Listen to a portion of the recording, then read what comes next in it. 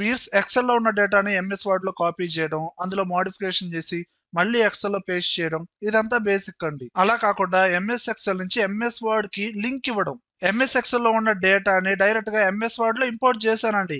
ఇప్పుడు MS Excel లో ఏదైనా డేటాని మోడిఫికేషన్ చేసినా, డేటాని డిలీట్ చేసినా ఆటోమేటిక్ గా ఎంఎస్ వర్డ్ లో అప్డేట్ అవుతుందండి. అలానే ఫార్మేట్ చేంజ్ చేసినా ఆటోమేటిక్ గా ఎంఎస్ వర్డ్ లో అప్డేట్ అవ్వాలండి. ఇలా ఎంఎస్ ఎక్సెల్ లో డేటాని మోడిఫికేషన్ చేస్తే ఆటోమేటిక్ గా ఎంఎస్ వర్డ్ లో అప్డేట్ అవుతుందండి. దీనికి టోటల్ గా 2 మెథడ్స్ ఉన్నాయండి. అవేంటో స్టెప్ బై స్టెప్ ఇప్పుడు మనం నేర్చుకుందాం.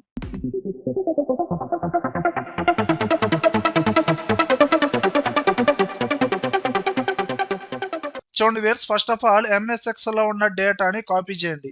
ఈ కాపీ చేసిన డేటాని డైరెక్ట్ గా ఎంఎస్ వర్డ్ లో పేస్ట్ చేయొద్దండి. మీకు హోమ్ ట్యాబ్ లో పేస్ట్ స్పెషల్ ఈ ఆప్షన్ ని క్లిక్ చేయండి.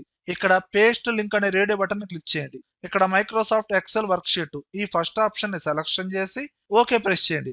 డైరెక్ట్ గా ఆ షీట్ అనేది పేస్ట్ అవుతుందండి. వన్స్ పేస్ట్ అయిన తర్వాత ఇప్పుడు ఎంఎస్ ఎక్సెల్ లో మీరు ఏదైతే పేస్ట్ చేశారో ఆ పర్టికులర్ రిపోర్ట్ లో ఏదైనా మోడిఫికేషన్ వర్క్ చేయండి. ఓకే, నేను ఇక్కడ స్టూడెంట్ నేమ్స్ అనేది కలర్స్ చేంజ్ చేశానండి. ఆటోమేటిక్గా ఎంఎస్ వర్డ్ లో అప్డేట్ అవుతుందండి. లేదా ఇందులో స్టూడెంట్ మార్క్స్ అనేది చేంజ్ చేయండి.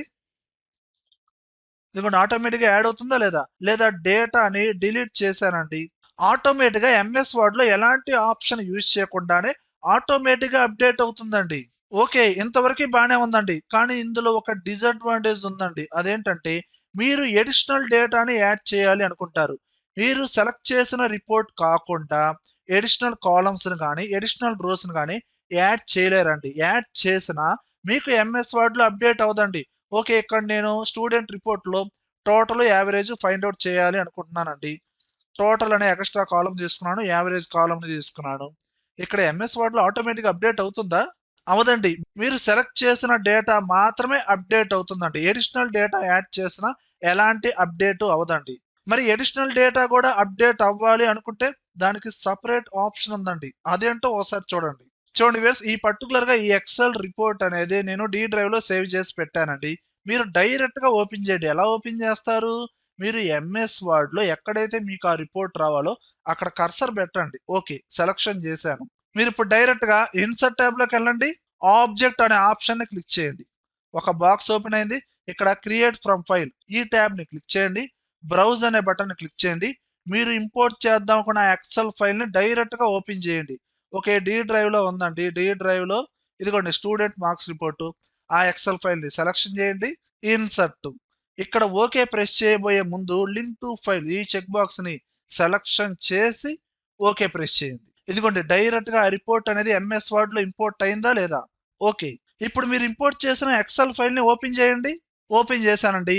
అండ్ అడిషనల్ గా ఏదైనా కాలమ్స్ ని యాడ్ చేయండి. ఓకే, నేను ఇక్కడ టోటల్ యావరేజ్ యాడ్ చేశాను. అండ్ ఫార్ములాస్ కూడా అప్లై చేస్తాను. ప్రతి స్టూడెంట్స్ కి టోటల్ యావరేజ్ ఫైండ్ అవుట్ చేశాను. బోల్డ్ అప్లై చేసుకున్నాను. అండ్ బోర్డర్స్ కూడా అప్లై చేసుకున్నాను. ఇప్పుడు ఆటోమేటిక్ గా ఎంఎస్ వర్డ్ లో అప్డేట్ అవుదండి. ఇప్పుడు ఈ ఎక్సెల్ ఫైల్ ని క్లోజ్ చేయండి. ఇప్పుడు ఎంఎస్ వర్డ్ లో ఉన్న ఆ టేబుల్ మీద రైట్ క్లిక్ ఇచ్చి అప్డేట్ లింక్ అనే ఆప్షన్ ని క్లిక్ చేయండి. ఇదిగోండి ఆటోమేటిక్ గా అడిషనల్ గా యాడ్ చేసిన డేటా మొత్తం అప్డేట్ అవుతుందండి. ఓకే వియర్స్, ఈ వీడియోలో కంటెంట్ ఉంటేనే లైక్ చేయండి. అలానే కంప్యూటర్స్ అడ్డా ఛానల్ ని సబ్స్క్రైబ్ చేసుకోబోతే అంటే సబ్స్క్రైబ్ చేయండి. పక్కనే ఉన్న బెల్ ఐకాన్ ని ప్రెస్ చేయండి. Thank you very much.